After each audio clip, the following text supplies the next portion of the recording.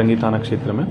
सवेरे सूचना प्राप्त हुई जैसी पुलिस को, तो पुलिस के द्वारा टीमें गठित करके हमें स्पॉट पे हम लोगों के द्वारा विजिट किया गया।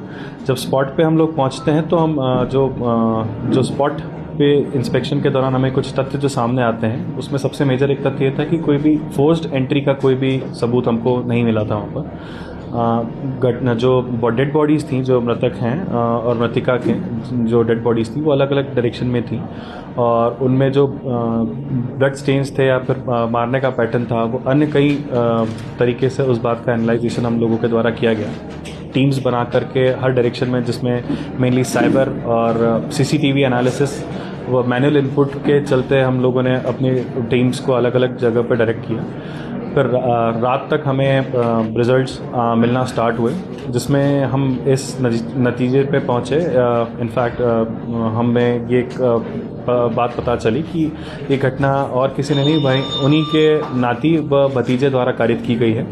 चूँकि वो कर्ज से जूझ रहे थे और उन्हें ऐसा लगा कि ये लोग इजी टारगेट हैं, दोनों ओल्ड एज हैं और इनके ऊपर किसी को शक नहीं जाएगा, इसके चलते हम इनके ऊपर ये अटेम्प्ट कर सकते हैं। तो घटना वाली रात के दिन मृतक को, जो उनका नवासा है, जो हमारा आरोपी है, जिसका नाम है सचिन हाके, जो इनके मृतक के बिजनेस को भी संभालता है और मृतक के खेती बाड़ी के काम और उनके भी इसके द्वारा मैनेज किया जाता है, उसको किसी बहाने से चौराहे पे बुलाया गया। चौराहे पे बुलाने के बाद में उसको ये गुमराह करने के लिए बुलाया गया था। मीनवाइल जब तक चौराहे पे इनका वेट करते हुए जो मृतक हैं वो चौराहे पे जाते हैं, वहीं मीनवाइल ये दूसरे गेट से एंटर होकर के दूसरी तरफ से आकर के घर में एंटर करते हैं।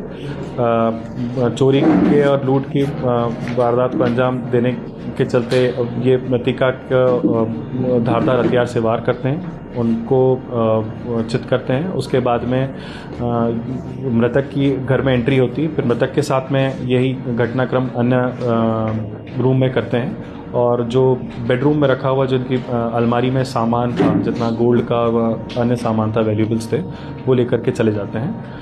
हमें जो इनपुट्स मिले थे उसके बेसिस पे हम लोगों ने आरोपियों को, जो मेन दो आरोपी हैं, जिनका नाम एक दुलीचंद हाके हैं, जो कि मृतक के भतीजे हैं, और नाती जो सचिन हाके हैं, जो ये नाती हैं, जिनके मृतक के नाती हैं, इनको हमने गिरफ्त में ले लिया है।